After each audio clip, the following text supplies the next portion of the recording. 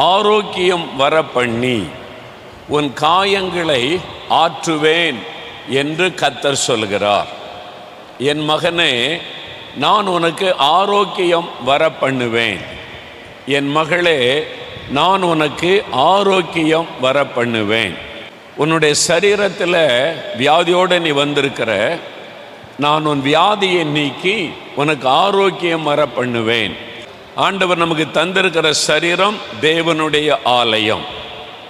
இந்த சரீரத்தில் நோய் தாக்கும்போது, நம்முடைய ஆரோக்கியத்தை இழக்கும்போது நம்முடைய உள்ளமும் பாதிக்கப்படுகிறது.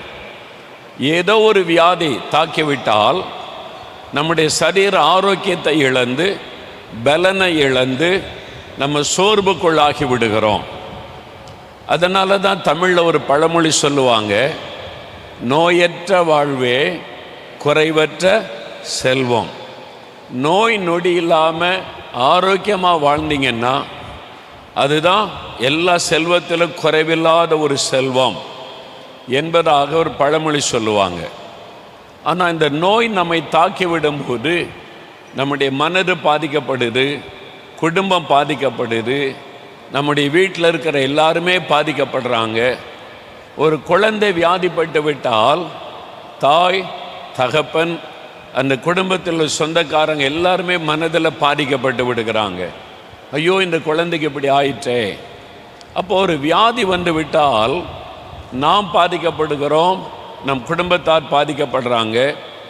அதனால தான் ஆண்டவர் சொல்லுகிறார், நான் உனக்கு ஆரோக்கியம் வர பண்ணுவேன், நான் அந்த வியாதியை விலக்கி உனக்கு சுகம் தருவேன் என்று ஆண்டவர் வாக்கு கொடுக்கிறார். ஒரு பலவீனம் இருக்குது, ஒரு வலி இருக்குது. ஒருவேளை உங்களுடைய கண்கள் பாதிக்கப்பட்டிருக்கலாம், செவிகள் பாதிக்கப்பட்டிருக்கலாம், உங்களுடைய லங்ஸு பாதிக்கப்பட்டிருக்கலாம், உங்களுடைய சிறுநீரகம் பாதிக்கப்பட்டிருக்கலாம், உங்களுடைய எலும்புகள் பாதிக்கப்பட்டிருக்கலாம், உங்கள் நரம்பில் ஒரு பிரச்சனை இருக்கலாம். இப்படி ஏதோ ஒரு பாதிப்பு, ஒரு வலி, ஒரு வேதனை, அல்லது கேன்சர் வியாதி, அல்லது ஆஸ்துமா வியாதி, அல்லது பைல்ஸ் வியாதி, அல்லது அல்சர் வியாதி, ஏதோ ஒரு நோய் உங்களை தாக்கினதுனால ரொம்ப பாதிக்கப்பட்ட உள்ளத்தோடு வந்திருக்கலாம். சில வியாதி 10 வருஷம், 15 வருஷம், 20 வருஷம், ரொம்ப காலம் மருத்துவர்கள் எவ்வளவோ மருந்து மாத்திரை கொடுத்தாச்சு, இப்போ சுகம் கிடைச்சிரும், இப்போ சுகம் கிடைச்ச, நீ பார்த்தே 15 வருஷம் ஆகிவிட்டது. இப்படியெல்லாம் பாதிக்கப்பட்டு மனதில் ஒரு சோர்வு சிலருக்கு அப்படியே பழகிறோம். சரி, என்ன செய்கிறது, நம்ம என்ன பாவம் செய்தோமோ, சாகு வரைக்கும் மாத்திரை சாப்பிடுங்கன்னு சொல்லிட்டாங்க, அதனால் இந்த மாத்திரையை போட்டு வாழுவோம். விரக்தியோட மாத்திரையை போட்டே வாழ்க்கையை நடத்துவது. இந்த மாதிரி பாதிக்கப்பட்ட ஒரு உள்ளத்தோட நிறைய பேர் வந்திருக்கிறீங்க. நான் விசுவாசிக்கிறேன், இன்றைக்கு அந்த வியாதிக்கெல்லாம் ஆண்டவர் முடிவு கட்ட போகிறார். அதுக்கு தான் உங்களை அழைச்சிட்டு வந்திருக்கிறார், அதுக்கு தான் வாக்கு கொடுத்திருக்கிறார், நான் உனக்கு ஆரோக்கியம் வர பண்ணுவேன். அப்போ இதுவரை சாப்பிட்ட மருந்து மாத்திரை இனி உனக்கு அவசியம் இருக்காது. இதுவரை காணப்பட்ட வலி வேதனை இனி உனக்கு இருக்காது. இதுவரை உன்னை பயமுறுத்தி கொண்டிருந்த மரண பயத்தை கொடுத்த அந்த வியாதி இனி உன் சரீரத்தில் இருக்காது. இதுவரை பாதிக்கப்பட்ட உன் உறுப்புகள் புதுசாக மாறிவிடும். நான் உனக்கு ஆரோக்கியம் வர பண்ணுவேன். அதாவது I will restore your health. உன்னுடைய ஆரோக்கியத்தை நான் திரும்பி வர பண்ணுவேன் ஆண்டவர் சொல்கிறார். அதனால் வியாதி இல்லாத நாட்களில் நீங்கள் எப்படி இருந்தீங்க? நல்ல சுகமாக திடகாத்திரமாக நடந்து பார்த்து நல்ல ஆரோக்கியமாக இருந்தேன், ரொம்ப மகிழ்ச்சியாக இருந்தேன்னு சொல்கிறீங்கல்ல, அதே மாதிரி உங்களுடைய ஆரோக்கியத்தை தேவன் திரும்பி வர பண்ண போகிறார். நோய் இல்லாத ஒரு வாழ்வு ஆண்டவர் தரப்போகிறார். அதான் வாக்கு தத்தம், நான் உனக்கு ஆரோக்கியம் வர பண்ணுவேன். I will restore your health. உன் வியாதியை நான் மாற்றி உனக்கு சரீரத்தில் நல்ல ஆரோக்கியம் தருவேன். எனக்கு நடக்க முடியல, உன்னை நடக்க வைப்பேன். எனக்கு பார்க்க முடியல, உன்னை பார்க்க வைப்பேன். எனக்கு காது சரியாக கேட்க மாட்டேங்குது, கேட்க வைப்பேன். எனக்கு மூச்சு விட முடியல, லங்ஸை பாதிச்சிருக்குது, அதை சுகமாக்கி உனக்கு நல்ல மூச்சு விட வைப்பேன். இது ஆண்டவர் சொல்லுகிறார். அதான் அதுக்கு அர்த்தம், உனக்கு ஆரோக்கியம் வர பண்ணுவேன்.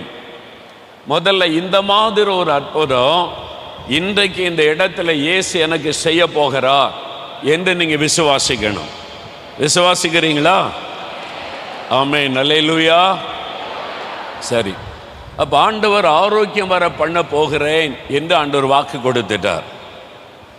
இயேசு இந்த உலகத்தில் ஊழியம் செய்த நாட்களை நீங்கள் கவனித்து பார்த்தீங்கன்னா, அவர் ஊழியத்தில் 3/2 பகுதி அவர் போகிற இடெல்லாம் பிரசங்கம் பண்ணினார், தேவனுடைய ராஜ்யத்தை குறித்து பேசினார், ஓமைகளாக பேசினார், மக்களுக்கு தேவையான வசனத்தை எல்லாம் உபதேசித்தார். உண்மைதான். அதே சமயத்தில் பெரும்பாலான அவருடைய ஊழியத்தின் பகுதி வியாதியஸ்தரை சுகமாக்குவது, நோய் உள்ளவர்களை குணமாக்குவது, வியாதியஸ்தருக்கு அற்புதமான சுகம் கொடுத்து மகிழ்விப்பது, குருடரை பார்த்தா தொட்டு சுகமாக்கி விடுவார், சப்பானியை பார்த்தா எழும்பி நடன்னு சொல்லி நடக்க வைத்து விடுவார், திமிர்வாதக்காரனை இயேசுவண்டை கொண்டு வந்தால் அவனை குணமாக்கி விடுவார், கூன் விழுந்த நிலைமையில் இருந்தால் கூனை நிமிர பண்ணி சுகமாக்கி விடுவார். இதான் இயேசு செய்தார். எல்லா இடமும் அவர் செய்த அற்புதங்கள் இந்த வேதத்தில் எழுதியிருக்குல்ல, எல்லாமே எழுதப்படலை. யோவான் எழுதும்போது சொல்கிறார், இயேசு செய்ததை எழுத ஆரம்பித்தா அவர் செய்த அத்தனை காரியத்தையும் எழுதினால் உலகம் கொள்ளாதான். அவ்வளவு அற்புதங்களை இயேசு செய்திருக்கிறார். யோவான் எழுதுகிறார், இயேசுவோடு இருந்து அவர் அற்புதம் செய்ததெல்லாம் பார்த்த யோவானே சொல்லுகிறார், அவர் ஆயிரக்கணக்கான அற்புதங்கள், அவர் போன கிராமத்தில் பட்டணத்தில் அவரை தேடி வந்த மக்கள் மத்தியில் எல்லாருக்கும் அவர் அற்புதம் செய்தார். அவ்வளவு திரளான அற்புதங்களை இயேசு செய்திருக்கிறார். ஒருத்தரை கூட நான் உன்னை சுகமாக்க மாட்டேன், நீ போ அப்படின்னு இயேசு சொல்லவில்லை. அப்போ இயேசு எல்லாரையும் குணமாக்கினார். சில வசனத்தை பாருங்களேன். மத்தேயு எழுதின சுவிசேஷம் 4ஆம் அதிகாரம் 23ஆம் வசனம் வாசிங்க. இயேசு கலிலேயா எங்கும் சுற்றி நடந்து அவர்களுடைய ஜெப ஆலயங்களில் உபதேசித்து ராஜ்யத்தின் சுவிசேஷத்தை பிரசங்கித்து ஜனங்களுக்கு உண்டாயிருந்த சகல வியாதிகளையும் சகல நோய்களையும் நீக்கி சொஸ்தமாக்கினார். ஜனங்களுக்கு உண்டாயிருந்த சகல வியாதிகள் சகல நோய்கள், எல்லாரும் சொல்லுங்க, சகல வியாதிகள் சகல நோய்கள் எல்லாத்தையும் நீக்கி விட்டார். அப்போ இன்றைக்கு இந்த இடத்துல எந்த வியாதியா இருந்தாலும் இயேசு குணமாக்கி விடுவார். அவர் சகல வியாதிகளையும் சகல நோய்களையும் நீக்கி மக்களுக்கு சுகம் தருகிறவர். இன்னொரு வசனம் வாசிங்க. மத்தேயு 14ஆம் அதிகாரம் 35, 36 வசனங்கள். அவ்விடத்து மனுஷர் அவரை இன்னார் என்று அறிந்து சுற்றுப்புறமெங்கும் செய்தி அனுப்பி பிணியாளிகள் எல்லாரையும் அவரிடத்தில் கொண்டு வந்து அவருடைய வஸ்திரத்தின் ஓரத்தையாகிலும் அவர்கள் தொடும்படி உத்தரவாக வேண்டுமென்று அவரை வேண்டிக் கொண்டார்கள். தொட்ட யாவரும் சொஸ்தமானார்கள். இயேசு களைப்பா ஒரு பட்டணத்துக்கு வருகிறார். ஊழியெல்லாம் செய்துட்டு ரொம்ப களைப்பாய் வந்திருக்கிறார். ஜனங்க பார்க்குறாங்க, பாவம் ரொம்ப களைப்பாக இருக்கிறாரு. ஆனால் இயேசு வந்திருக்கிறான்னு தெரிஞ்ச உடனே சுற்று வட்டார கிராமத்துக்குள்ள ஆள் அனுப்பினாங்களாம். மக்களே, இயேசு வந்திருக்கிறார், இயேசு வந்திருக்கிறார், இங்கே வந்திருக்கிறார், 4 மாடிக்கு வந்திருக்கிறார், வாங்க வாங்க, என்ன யாரெல்லாம் வியாதியோடு இருக்கிறீங்க வாங்க, வியாதியஸ்தர் சுகம்பரன்னு வாங்கன்னு சொல்லி சுற்று வட்டார கிராமத்துக்கெல்லாம் ஆள் அனுப்பி இயேசு வந்திருக்கிறாரு, சுகந்தருவார், வியாதியஸ்தர்லாம் கொண்டு வாங்க சொல்லிட்டாங்க. இந்த செய்தி பரவன உடனே கிராமத்தில் இருந்தெல்லாம் சுற்று வட்டார கிராமத்தில் இருந்து திரளான ஜனங்கள் வந்துட்டாங்க. பெரும் கூட்டம். இயேசு பார்க்கிறார், இவ்வளோ பேருக்கு நான் ஒவ்வொருவராக கை வைச்சா என் கையெல்லாம் ஓஞ்சி போயிருமே. அவர் ஏற்கனவே ஊழியை செய்து செய்து பலவீனமாக இருக்கிறார். அதை பார்த்து அவங்க என்ன சொன்னாங்க, இயேசுவே நீங்கள் எல்லோரும் யார் மேலே கை வைக்க வேண்டாம், நீங்கள் ரொம்ப களைப்பாக இருக்கிறீங்க, இதில் உட்காருங்க, இதில் உட்காந்து கொள்ளுங்க. ஒரு ஸ்டூலோ சேரோ ஒரு கொண்டு வந்து போட்டாங்க, இல்லை உட்காந்து கொள்ளுங்க. உங்களை தொடுறதுக்கு மட்டும் அனுமதி கொடுங்க. நாங்கள் உங்களை தொட அனுமதி கொடுத்தா போதும், உட்காருங்க, நீங்கள் யாரையும் தொட வேண்டாம். சரி அப்படின்னு இயேசு அமர்ந்து கொண்டா. வரிசை வாங்க, இயேசுவை தொட்டு கொள்ளுங்க. உங்களுக்கு என்ன சுகம் வேணுமோ இயேசுவை தொடுங்க, சுகம் கிடைச்சிரும். வசனம் சொல்லுகிறது, தொட்ட யாவரும் சுகமானார்கள். அல்லேலூயா. தொட்டவங்க கேன்சர் வியாதியா சுகம், ஆஸ்துமா வியாதியா சுகம், ஆர்த்ரைட்டிஸா சுகம், அல்சர் வியாதியா சுகம், குருடா கண் திறந்து விட்டாரு, காது கேட்கலையா காது திறந்து விட்டாரு. தொட்ட எல்லாரும் சுகம். ஒருவர் கூட சுகம் பெறாம போகல. நல்ல வசனத்தை கவனிங்க. இயேசுவை தொட்ட யாவரும் சுகமாயிட்டாங்க. அப்போ இயேசுடைய விருப்பம் என்ன? எல்லாரும் சுகமா இருக்கணும். இந்த கூட்டத்தில் ஒரு 10,000 பேர் வந்திருக்கிறாங்க. ஒரு 100 பேரை நான் சுகமாக்கணும் அப்படி இல்லை, 10,000 பேர் சுகம் பெறணும். அதான் இயேசுடைய விருப்பம். நீங்க வந்திருக்கிற அத்தனை பேர் சுகமாகணும், அது ஆண்டவருடைய விருப்பம். தொட்ட யாவரும் சுகமானார்கள். மத்தேயு 8ஆம் அதிகாரம் 16ஆம் வசனம் வாசிங்க. அஸ்தமனமான போது பிசாசு பிடித்திருந்த அநேகரை அவரிடத்தில் கொண்டு வந்தார்கள். அவர் அந்த ஆவிகளை தமது வார்த்தையினாலே துரத்தி பிணியாளிகள் எல்லாரையும் சொஸ்தமாக்கினார். அஸ்தமனமான போது, இதான் சூரியன் மறைந்த அந்த சமயம், சாயங்கால நேரம். அஸ்தமனமான போது பிசாசு பிடித்தவங்களெல்லாம் கூட்டிகிட்டு வர்றாங்க. நிறைய பிசாசு பிடித்தவங்களெல்லாம் வீட்டார் இயேசுகிட்ட கொண்டு வர்றாங்க. அந்த ஆவிகளை தம்முடைய வார்த்தையினாலே துரத்தினார். போ, அவங்கள விட்டு வெளியே. ஒரு வார்த்தை சொன்ன உடனே போய்விட்டார். பிணியாளிகள் எல்லாரையும் சுகமாக்கினார். இந்த வார்த்தையை கவனிங்க. எல்லாரையும் இயேசு சுகமாக்கினார். ஒருவரை கூட இல்லை இல்லை உனக்கு சுகம் கிடையாது போ அப்படி இயேசு சொல்லலை. நீ யாரு, நீ வராத, உனக்கு சுகம் கிடையாது அப்படியெல்லாம் இயேசு சொல்லவில்லை. நீ எந்த ஊர், நீ என்ன மதம், நீ யூதன் இல்லை, உனக்கெல்லாம் சுகம் கிடையாது. இயேசு அப்படி யாரையுமே புறக்கணிக்கவில்லை. இயேசு மதங்களுக்கெல்லாம் அப்பாற்பட்டவர், மொழிகளுக்கெல்லாம் அப்பாற்பட்டவர். தன்னை தேடி வர்றவங்க என்ன மதம், என்ன இனம், என்ன மொழி, எந்த தேசம், அதெல்லாம் இயேசு பார்க்க மாட்டார். ஒவ்வொருவரையும் தன்னுடைய பிள்ளைகளாய் பார்க்கிறவர் தான் இயேசு. என்னை தேடி வர்றாங்களே, என்னை நாடி விசுவாசத்தோடு வர்றாங்களே அப்படின்னு பிள்ளைகளை போல பார்த்து, ஒரு தகப்பனுடைய அன்பு இயேசுவின் அன்பு. எல்லாரையும் சுகமாக்கினார். அந்த இயேசு தான் இன்றைக்கு இங்கே 4 மாடிக்கு வந்திருக்கிறார். எல்லாரையும் சுகமாக்க போகிறார். உங்க எல்லாரையும் அவர் குணமாக்க போகிறார். நான் அதை விசுவாசிக்கிறேன். இயேசு எப்படிப்பட்டவர் என்பதை நான் அறிந்திருக்கிறதுனால நான் அவருடைய வல்லமையை, அன்பை விசுவாசிக்கிறேன். இன்னொரு வசனம் வாசிங்க. மத்தேயு 15ஆம் அதிகாரம் 30வது வசனம். அப்பொழுது சப்பானிகள், குருடர், ஊமையர், ஊனர் முதலிய அநேகரை திரளான ஜனங்கள் கூட்டிக் கொண்டு இயேசுவினிடத்தில் வந்து அவர்களை அவர் பாதத்திலே வைத்தார்கள். அவர்களை அவர் சொஸ்தப்படுத்தினார். வசனத்தை பாருங்க. சப்பானிகள், குருடர், ஊமையர், ஊனர், சரீரத்தில் பாதிக்கப்பட்ட எல்லாரும் ஜனங்க கூட்டிக்கிட்டு வந்து இயேசுவின் பாதத்தில் கொண்டு வச்சுட்டாங்க. இந்த இடம் இயேசுவனுடைய பாதஸ்தானம். நீங்க வந்து உட்கார்ந்து இருக்கிறது இயேசுனுடைய பாதம். இங்குதான் அவர் நின்று கொண்டிருக்கிறார். இங்குதான் அவருடைய பாதம் படிந்திருக்கிறது. அவருடைய பாதத்தில் வந்திருக்கிறீங்க. எல்லாரையும் ஆண்டவர் சுகமாக்கினார்.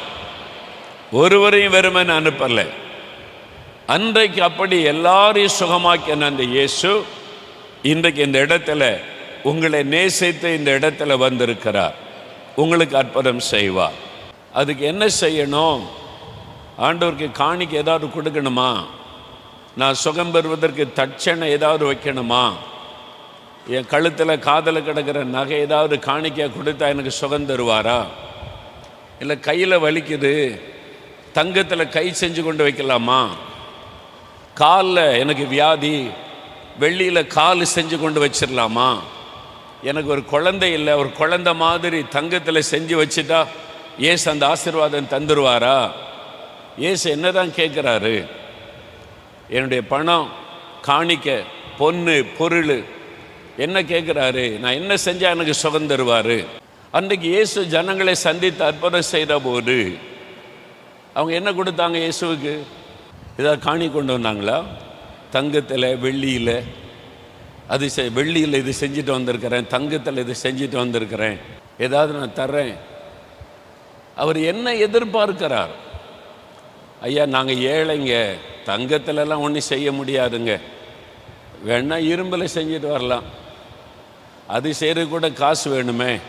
வெள்ளியில் வேணால் ஏதாவது செஞ்சு கொடுக்கலாம், அது கூட காசு வேணுமே. நாங்கள் ஏழைங்க. இயேசுக்கு என்ன கொடுத்து அற்புதம் செய்வார்? அவர் என்ன எதிர்பார்க்கிறார்?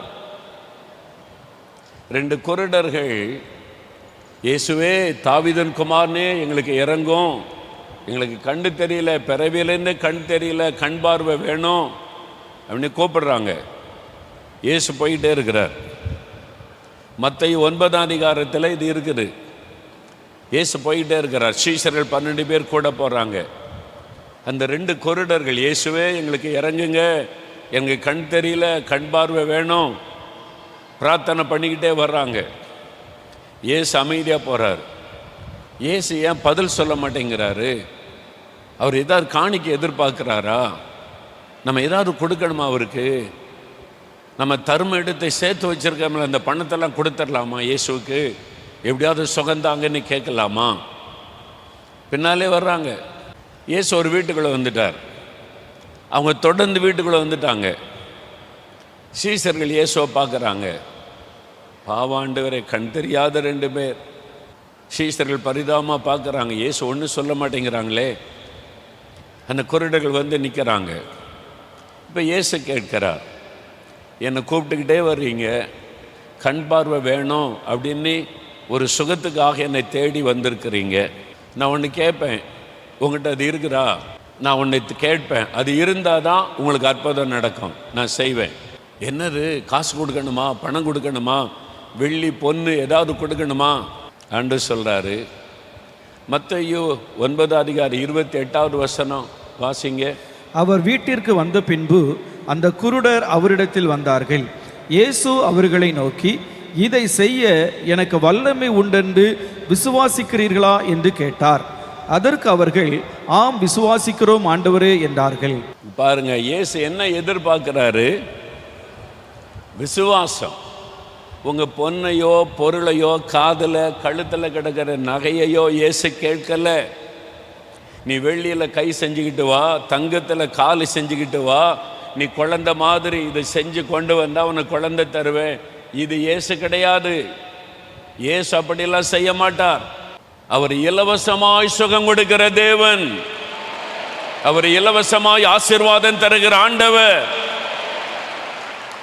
நீங்கள் அவர்கிட்ட போய், ஆண்டவர் எனக்கு கண்ணு தெரியல, நான் தங்கத்தில் கண்ணு செஞ்சுட்டு வந்து நான் தந்துடுறேன், எனக்கு கண் பார்வை தந்துருங்க அப்படின்னு கேட்டால், இந்த உலகமே எனக்கு சொந்தம்டா, எல்லா தங்கமும் என் கையில் இருக்குது, பரலோகத்தையே தங்கத்தினால ஜோடிச்சு வச்சிருக்கிறேன், உன் தங்கத்தை கொடுத்து என்கிட்ட ஆசீர்வாதம் வாங்கலான்னு நினைக்கிறியா?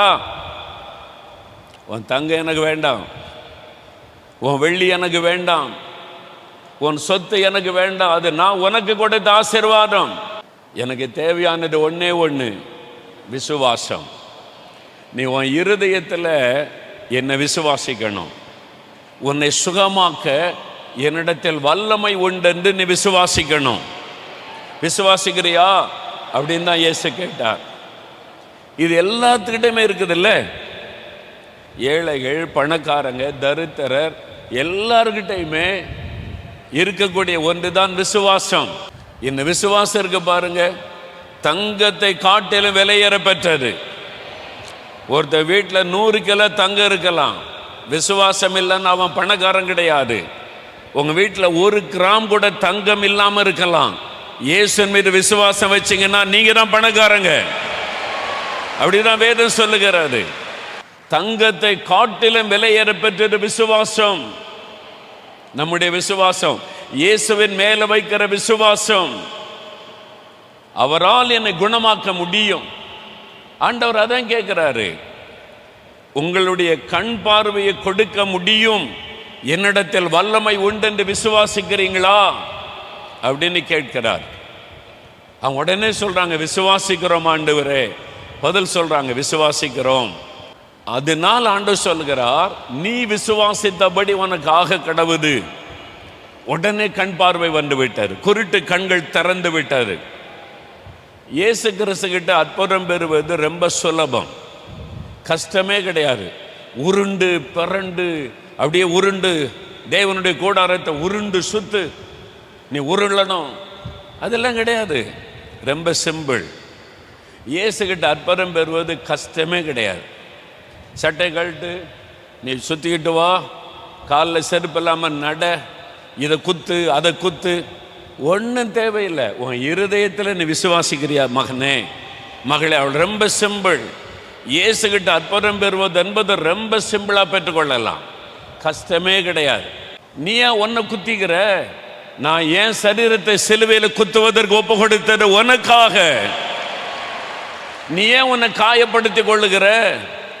உனக்காக நான் சிலுவையில் காலை குத்துறதுக்கு ஒப்பு கொடுத்தேன், என் கைகளை குத்த ஒப்பு கொடுத்தேன், என் தலையில முள்முடியை வைத்து அழுத்த ஒப்பு கொடுத்தேன். உனக்காக எல்லாத்தையும் நான் செஞ்சு முடிச்சிட்டேன். இனி நீ குத்த வேண்டியதில்லை, நீ கஷ்டப்பட வேண்டியதில்லை.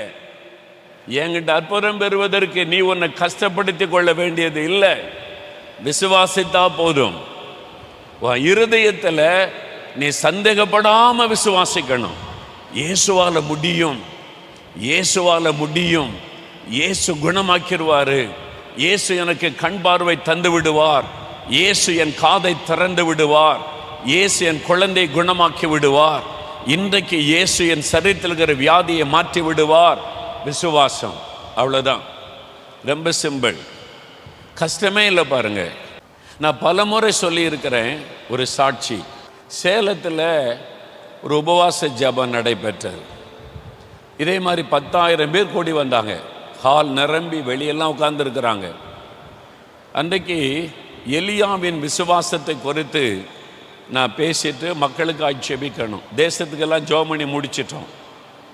அப்போ ஆண்டவர் சொல்கிறாரு, இன்றைக்கு நீ ஜனங்களுக்காக ஜெபிக்க கூடாது, யாருடைய சுகத்துக்காகவும் நீ ஜெபிக்க வேண்டாம், அவங்களை ஜெபிக்க சொல்லு, அவங்க ஜெபம் பண்ணாலே நான் அற்புதம் செய்வேன். நீ ஜெபிச்சாதான் அவங்களுக்கு நான் அற்புதம் செய்யணும் அவசியம் கிடையாது. அவங்க என்னை நோக்கி கூப்பிட்டா நான் அற்புதம் செய்வேன். ஏன்னா நான் அவங்களுக்காக சிலுவை சுமந்திருக்கிறேன், அடிக்கப்பட்டிருக்கிறேன், அவங்கள கேட்க சொல். சரி ஆண்டவரே, ஆண்டவர் சொல்கிறத கீழ்ப்படுகிற ஊழியக்காரனாக நான் இருக்கிறேன். அதனால் நான் சொல்லிட்டேன், இன்றைக்கி நான் உங்களுக்காக ஜெபிக்க மாட்டேன், உங்கள் சுகத்துக்காக நான் ஜெபிக்க மாட்டேன், நீங்கள் தான் ஜெபிக்கணுமா? வியாதி உள்ள இடத்துல கை வைத்து உங்களுக்கு ஒரு 5 நிமிஷம் டைம் தர்றேன், நீங்களே ஜெபம் பண்ணுங்க, இயேசுவை கூப்பிடுங்க அப்படின்னு சொன்னேன்.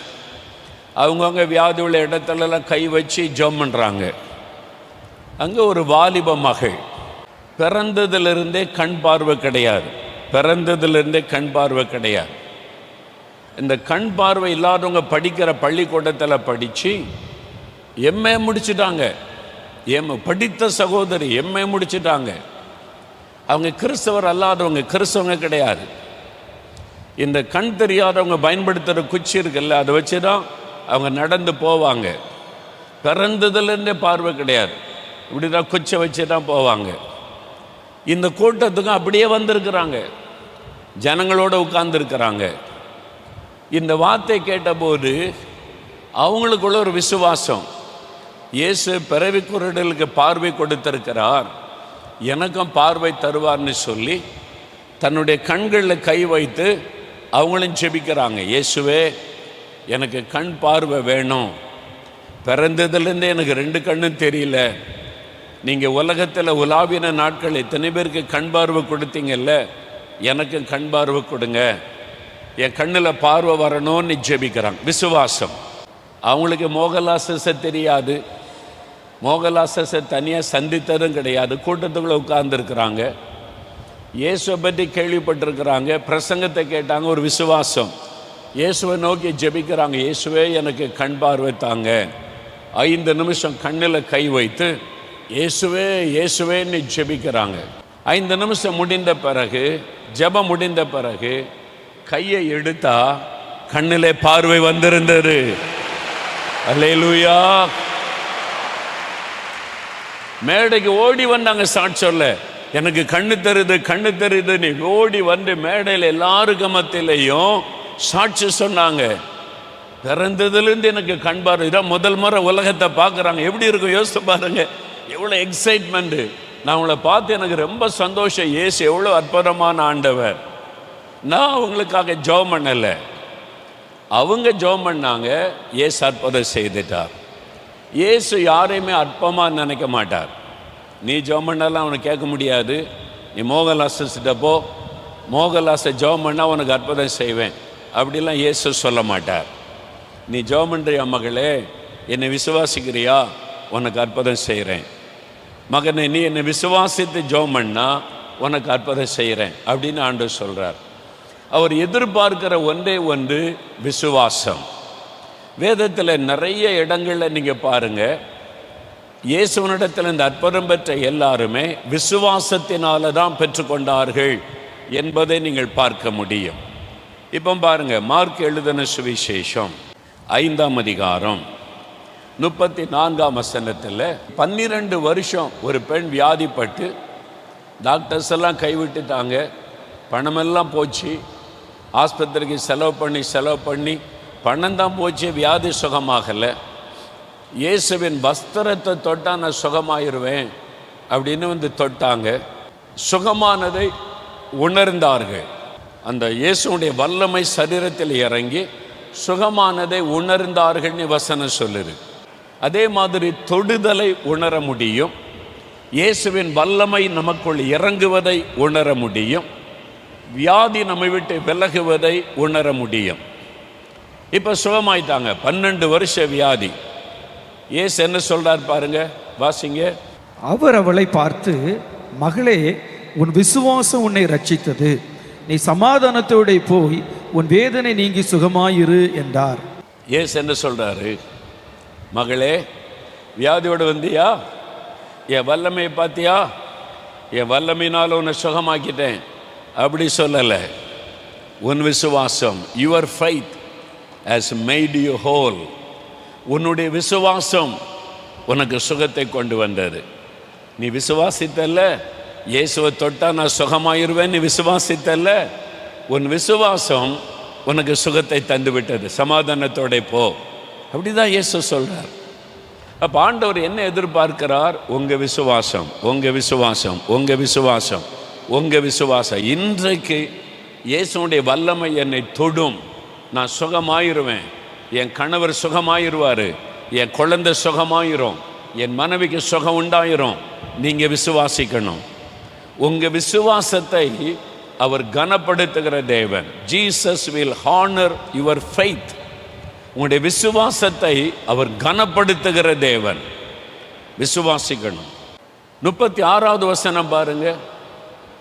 அங்கே யவீரு என்ற ஒரு மனிதன், அவனுடைய குழந்தை மரண படுக்கையில் இருக்குது, 12 வயசு குழந்தை. அவர் இயேசு அழைச்சிட்டு வர்றான்.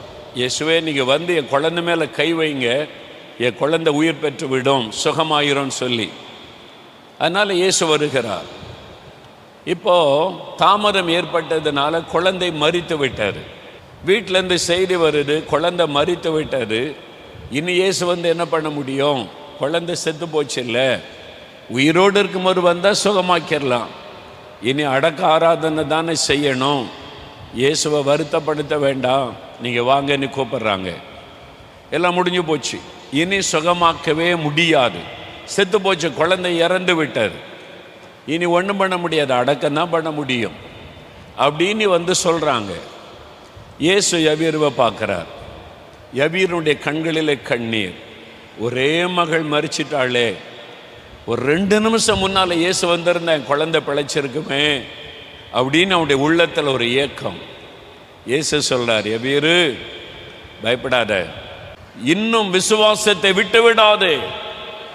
Don't give up your faith. Jairus, don't give up your faith. பயப்படாதே, விசுவாசம் உள்ளவனாயிரு. நீ என்ன கூப்பிட்ட போது என்ன சொன்ன? நீங்க வந்து கை வைங்க, என் குழந்தை பிழைத்துக் கொள்ளுன்னு சொன்னல. ஆமா, அந்த விசுவாசத்தை விட்டு விடாத. குழந்தை மரிச்சா என்ன, நான் கை வச்சா உயிரோட எழும்பும். உன் விசுவாசத்தை விட்டு விடாதே. ஆண்டவர் சொல்லுகிறார், என் மகனே, உன் விசுவாசத்தை விட்டு விடாதே. Don't give up your faith. இது முடியுமா முடியாதா, எனக்கு அற்புதம் நடக்குமா, நீ எதுக்கு சந்தேகப்படுகிறாய்? உன் விசுவாசத்தை விட்டு விடாதே, அப்போ அற்புதம் நடக்கும்னு இயேசு சொல்லுகிறார். அப்ப அவர் எதிர்பார்க்கிற ஒன்று விசுவாசம், ஃபெய்த். இயேசுவின் மேல, அவருடைய வல்லமையின் மேல, அவருடைய அன்பின் மேல, அவருடைய சுகமளிக்கிற வல்லமையின் மேல, அவருடைய வாக்குத்தத்தத்தின் மேல வைக்கிற விசுவாசம். வாக்கு கொடுத்துட்டார், நான் வியாதியை உன்னை விட்டு விலக்குவேன், உனக்கு ஆரோக்கியம் வர பண்ணுவேன் சொல்லி இருக்கிறார். அந்த வார்த்தை நான் விசுவாசிக்கிறேன். அந்த விசுவாசம் தான் ஆண்டவர் எதிர்பார்க்கிறார். இன்றைக்கு, இப்போ, நாளைக்கு இல்லை, இப்போ உங்களுக்கு அற்புதம் நடக்கும், இப்போ சுகம் உண்டாகும். உங்களுடைய விசுவாசம். ஆண்டவர் சொல்றார், அவிசுவாசம் இருந்தால் என்ன நடக்கும்? அற்புதம் செய்ய முடியாது.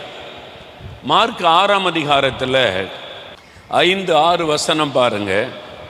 இயேசு தான் வளர்ந்த ஊராகிய நாசரேத்துக்கு வருகிறார். நாசரேத்தில் வந்தா அவதான் அங்கே தான் வளர்ந்தார். 30 வயசு வரைக்கும் இயேசு அங்கே தான் இருந்தார், தன் பெற்றோருக்கு உதவி செய்து கொண்டு. அவங்கெல்லாம் நினச்சா, இந்த இயேசுவை தான் நமக்கு தெரியுமே, இவன் என்னவோ இன்னைக்கு பெரிய அற்புதம் செய்கிறேன்னு ஊர் ஊராக சுற்றிக்கிட்டு இருக்கிறா, அற்பமாக பார்த்தாங்க. அதனால அந்த வசனம் வாசிங்க. அங்கே அவர் சில நோயாளிகள் மேல் கைகளை வைத்து அவர்களை குணமாக்கினதே அன்றி வேறொரு அற்புதமும் செய்யக்கூடாமல் அவர்களுடைய அவிசுவாசத்தை குறித்து ஆச்சரியப்பட்டு கிராமங்களிலே சுற்றி திரிந்து உபதேசம் பண்ணினார். அவங்க எல்லாம் இயேசுவை அற்பமாக நினைச்சாங்க, விசுவாசிக்கல. இயேசு அவர்களுடைய அவிசுவாசத்தை குறித்து ஆச்சரியப்பட்டார். பார்த்தீங்களா?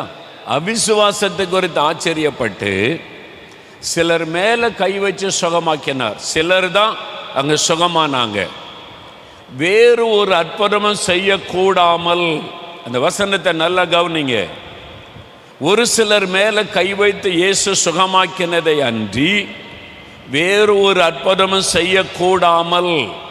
நல்ல வசனத்தை கவனிங்க. இயேசுவால அற்புதம் செய்ய முடியவில்லை. He was unable to do miracle. அவரால் செய்ய முடியல. இயேசு வல்லமுள்ள தேவன் தானே, அற்புதம் செய்கிறவர் தானே, ஏன் செய்ய முடியல? அவருடைய அவிசுவாசம்.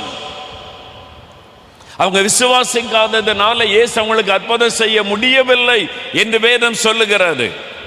நீங்க சந்தேகப்பட்டீங்கன்னா, அவிசுவாசம் கொண்டா உங்களுக்கு அற்புதம் செய்ய முடியாது இயேசுவால்.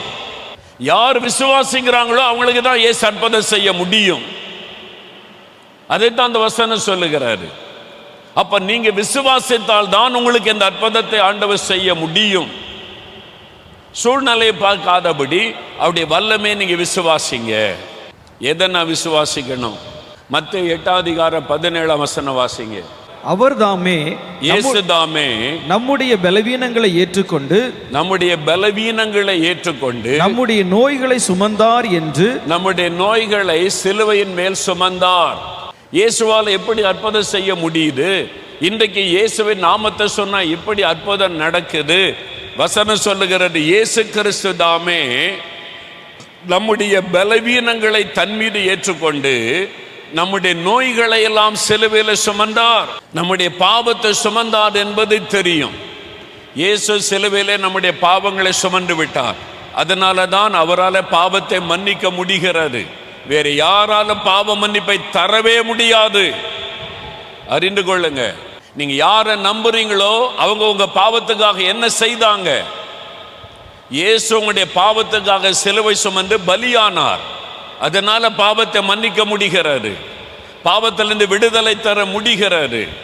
அதே மாதிரி நம்முடைய நோய்கள் பலவீனங்களை இயேசு சிலுவையில் சுமந்து விட்டார். இதை விசுவாசிக்கணும். நான் இன்னும் சிம்பிளா சொல்லட்டுமா? ஆஸ்துமா வியாதி, நீ எலும்புல வலிக்குது, நரம்புல வலிக்குது, வலி, அது வந்திருக்கிறீங்கல்ல, இந்த வலிய, இந்த ஆஸ்துமா வியாதிய, இந்த கேன்சர் வியாதிய 2000 வருஷத்துக்கு முன்னால் இயேசு சிலுவையில் சுமந்து விட்டார். எதற்கு? உங்களுக்கு சுகம் கொடுப்பதற்காக. எல்லாத்தையும் சுமந்து முடிச்சிட்டார். நம்முடைய வியாதிகள் பலவீனங்கள் எல்லாத்தையும் சிலுவையில் சுமந்துட்டார். உங்களுடைய வலிகள் வேதனைகள் எல்லாத்தையும் சிலுவையில். நீங்க அதை விசுவாசிக்கணும். இன்றைக்கு என் சரீரத்தில் இருக்கிற இந்த வியாதியை அன்றைக்கு இயேசு சிலுவையில் சுமந்து விட்டார் எனக்கு சுகம் கொடுப்பதற்கு. எப்படி சுகம் கொடுக்கிறார்? 1 பேதுரு 2:24 சொல்லுகிறாரு, இயேசுவின் தழும்புகளால் குணமாகிறோம். ஏசாயா 53:4-5 வசனத்தை பாருங்க. அவருடைய தழும்புகளால் குணமாகிறோம். அப்ப இயேசுவின் கையில தழும்புகள், ஆணி அடிக்கப்பட்டு இன்றைக்கு வரைக்கும் அந்த தழும்பு இருக்கிறார். இயேசுவின் கையில இன்றைக்கு வரைக்கும் 2000 வருஷமாய் அவருடைய கையில தழும்பு இருக்கிறார். எதுக்கு அந்த தழும்புகள்? அவருடைய தழும்புகளால் நாம் சுகமாகிறோம். அந்த தழும்புள்ள கரத்தினாலே நம்மை தொடும் பொழுது அந்த தழும்பில் இருந்து வல்லமை இறங்கி நம்மை குணமாக்குகிறது. அதனால தான் அநேக சொல்லுவாங்க, ஒரு தொடுதலை உணர்ந்த, யாரோ தொட்ட மாதிரி இருந்துச்சு, சுகமாயிட்டேன்னு சொல்லுவாங்க. அது இயேசுவின் கரம். இயேசுவின் கரம் தொட்ட உடனே சுகம். ஒரு கூட்டத்துக்கு போயிருந்தேன். ஒரு சகோதரர் வந்து சொன்னார், 18 வருஷம் எனக்கு ஸ்பைனல் கார்டில் பிரச்சனை, முதுகு தண்டில் பிரச்சனை, அதில் ஆப்ரேஷன் பண்ணால் ரொம்ப டேஞ்சர், நீங்கள் முடமாயிடக்கூடும், அதனால் சகித்து கொள்ளுங்கன்னு சொல்லிட்டாங்க. அவரால் பாரமான எதையும் தூக்க முடியாது, பைக் ஓட்ட முடியாது, ரொம்ப சாதாரண வாழ்க்கை வாழ்ந்து கொண்டிருந்தார். ராத்திரியில் படுக்கையில் ரொம்ப கஷ்டப்படுவார். 18 வருஷ வேதனை. கூட்டத்துக்கு வந்திருந்தாரா? நான் பிரசங்கம் பண்ணி கொண்டு இருந்தேன். பின்னால் நின்று கொண்டிருந்தார் கூட்டத்தில். வியாதி உள்ள இடத்துல கை வைத்து ஜெபிங்க, இயேசு சுகந்தருவார்ன போது முதுகில் எப்படி கை வைக்கிறது? ஸ்பைனல் கார்டில். அதனால் இருதயத்தில் கை வச்சு, இயேசுவே என் ஸ்பைனல் கார்டை தொடுங்க, முதுகு தண்டை தொட்டு குணமாக்குங்க, 18 வருஷமாக நான் கஷ்டப்படுறேன் அப்படின்னு ஜெபம் பண்ணினார். அப்போது ஒரு கரம் அவரை தொட்டதான், ஒரு கரம் அவருடைய முதுகு அப்படி தொட்டதை உணர்ந்தார். திரும்பி பார்த்தார், யார் என்னை தொடுறாங்கன்னு. பின்னால் ஆளே இல்லை, அவர் தான் கடைசியாக நிற்கிறார். அவருக்கு பின்னால் ஆளே இல்லை. இப்போ யார் என்னை தொட்டாங்க? இப்போ பார்க்குறாரு, வலி இல்லை. குனிஞ்சு பார்க்குறாரு, நிமிர்ந்து பார்க்குறாரு, திரும்பி பார்க்குறாரு, வலி இல்லை. 18 வருஷமா இருந்த வலி போய் விட்டாரு. அப்பதான் தெரிந்தது, இயேசு என்னை தொட்டு விட்டார். அல்லேலூயா. அவர் மேடையில் வந்து சாட்சி சொல்லும் போதுதான் எனக்கு தெரியும். அவர் சொன்னார், பிரதர், ஒரு கரம் என்னை தொட்டது, என் முதுகில் அப்படியே ஒரு கரம் தொட்டதை நான் பார்த்து உணர்ந்தேன், என்னால் உணர முடிந்தது. இயேசுவின் தழும்புள்ள கரம் இன்னைக்கு உங்களை தொட போகிறாரு. அவருடைய தழும்புள்ள கரம் உங்களை தொட போகிறாரு. அவருடைய வல்லமை உங்களுக்குள்ள இறங்க போகிறாரு. வியாதி மறைஞ்சிரும். நிறைய பேர் சாட்சி சொல்லும் போது அப்படிதான் சொல்ல, யாரோ தொட்ட மாதிரி இருந்துச்சு, வியாதி மறைஞ்சு போச்சு. அதில் இன்னொரு ஆச்சரியம், இயேசுடைய அன்பு எவ்வளோ பெருசு. ஒரு தாயார் ஒரு பட்டணத்தில் ஊழியம் செய்கிற போது அவனுடைய காலில் பிரச்சனை, கால் பாதத்துக்கு பக்கத்தில் அழுகி போன மாதிரி தோல் வியாதியில் பாதிக்கப்பட்டு ரொம்ப கஷ்டப்பட்டுருக்கிறாங்க. நடக்க முடியாமல் நொண்டி நொண்டி வந்து கூட்டத்தில் உட்கார்ந்துருந்தாங்க. இயேசுவே தொடுன்னு ஜெபம் பண்ணுங்க, எங்கே கை வைக்க முடிஞ்சா அந்த இடத்துல கை வைங்க, அல்லது நெஞ்சில் கை வைத்து ஜெபம் பண்ணுங்கன்னு சொன்னப்போ அந்த தாயார் நெஞ்சில் கை வைத்து, என் காலில் எனக்கு பிரச்சனை, இந்த பாருங்க கால் அழுகி போயிருக்குது, இயேசுவே தொடுங்க அப்படின்னு ஜெபிக்கிறாங்க. ஜெபித்து கொண்டிருக்கும் போது ஒரு கரம் அவனுடைய காலை தொடுகிறது, அந்த பாதத்தில் ஒரு கரம் தொடுகிறது. யாரோ ஒரு ஆள் வந்து என் காலை தொடுறாங்களேன்னு கண்ணை திறந்து பார்க்குறாங்க, யாரும் தொடலை, அவங்கவுங்க ஜெபிச்சுக்கிட்டு இருக்கிறாங்க. அப்போ யார் என்னை தொட்டது? இயேசுவின் கரம். அந்த புண் மறைந்து விட்டது. அழுகின அந்த நிலைமை மாறிவிட்டது, புது காலாய் மாறிவிட்டது. அவங்க மேடையில் வந்து சொல்றாங்க, ஒரு வயதான தாயார், ஒரு கிராமத்திலிருந்து வந்த தாயார், அவங்க சொல்றாங்க, கால் புதுசாக மாறிட்டு ஐயா பாருங்கன்றாங்க. நான் கேட்டேன், உங்க காலை தொட்ட மாதிரி இருந்துச்சா? ஆமா, என் தலையில கைப்படலை, என் காலை ஒரு கரம் தொட்டது. யார் தொட்டாங்க? இயேசு. ஐயா யோசித்து பாருங்க, எனக்கு காலில் வியாதி அப்படின்னு யாரையாவது என்கிட்ட கூட்டிகிட்டு வந்தா நான் தலையில் தான் கை வைத்து ஜெபம் பண்ணுவேன். என் பாதம் அழுகி இருக்குது, எனக்கு ஜெபம் பண்ணுங்கன்னா நான் தலையில் எண்ணெய் பூசி தலையில் கை வச்சு தான் நான் ஜெபம் பண்ணுவேன். நம்ம குனிஞ்சு கால் அவ்வளோ ஈஸியாக தொட மாட்டோம். ஆனால் ஒரு ஏழை தாய் கால் அழுகி இருக்குது, இயேசுவே என்னை தொடுங்கன்னு சொன்னா இயேசு வந்து, யோசித்து பாருங்க, அவர் தலையில் கை வச்சிருந்தாலே வியாதி சுகமாயிரும். ஆனால் அவர் என்ன செய்கிறார்? அவர் தரையில் உட்கார்ந்து குனிந்து அந்த தாயினுடைய காலை தொட்டு குணமாக்குகிறார். இப்படி ஒரு கடவுளை பார்த்திருக்கீங்களா? இப்படி ஒரு ஆண்டவரை பார்த்திருக்கிறீங்களா? எவ்வளவு அற்புதமான தேவன் அவர்! மனிதர்கள் மேல எவ்வளவு அன்பு வைத்திருக்கிற ஒரு ஆண்டவர் அவர். அதுக்கு தான் அவருடைய தழும்புகள். நான் உன்னை தொடுகிறேன், I will touch you and I will heal you. ஒருத்தர் வந்து சொன்னார், எனக்கு வியாதி, நான் அந்த வியாதியில் ரொம்ப பாதிக்கப்பட்டவன். என் மனைவி சொல்லிட்டா, உன் கூட என்னால் வாழ முடியாதுன்னு போயிட்டா. அந்த சகோதரன் வியாதிப்பட்டதுனால கூட வாழ வந்த மனைவி தூர போயிட்டாங்க. ஆனா இயேசு உங்க பக்கத்துல வந்து, நான் உன்னை நேசிக்கிறேன், நான் உன்னை தொட்டு குணமாக்குகிறேன். எவ்வளவு அற்புதமான ஆண்டவர்! அதுக்கு தான் நான் சிலுவையில் என் கையை ஆணியடிக்க ஒப்பு கொடுத்தேன். நீங்க விசுவாசிங்க, அவருடைய தழும்புகளால் நான் சுகமாவேன், அவருடைய தழும்புள்ள கரம் என்னை தொடுன்னு விசுவாசிங்க. இன்றைக்கு இப்போ அவருடைய கரம் நீட்டப்பட்டு விட்டது, அவருடைய தழும்புள்ள கரம் நீட்டப்பட்டு விட்டது. உங்க பக்கத்தில் அவர் உலாவி உங்களை தொட போகிறார், உங்களை தொட போகிறார். அவருடைய கரம் உங்களை தொட போகிறது. இன்றைக்கு அவருடைய தொடுதலை உணர போறீங்க. அவர் தொட்ட உடனே வியாதி மறைந்து விடும். அவர் தொட்ட உடனே உங்களுடைய சரீரத்தின் உறுப்புகள் புதிய உறுப்புகளாய் மாறிவிடும். நான் மரணப்படுக்கையில சாக கிடந்த போது இருதயம் வீங்கி விட்டது, ஹார்ட் என்லார்ஜ்மெண்ட்.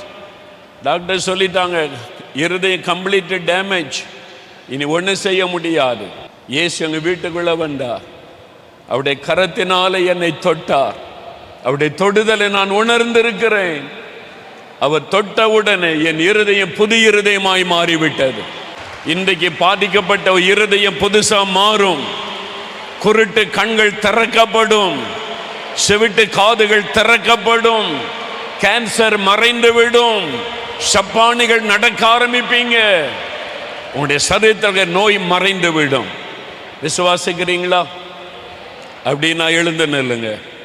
இயேசுவனுடைய மனதுருக்கம், இயேசுவனுடைய அன்பு, இயேசு கல்வாரி சிலுவையில் உங்களுடைய நோய்களை சுமந்து விட்டார், பலவீனங்களை சுமந்து விட்டார்.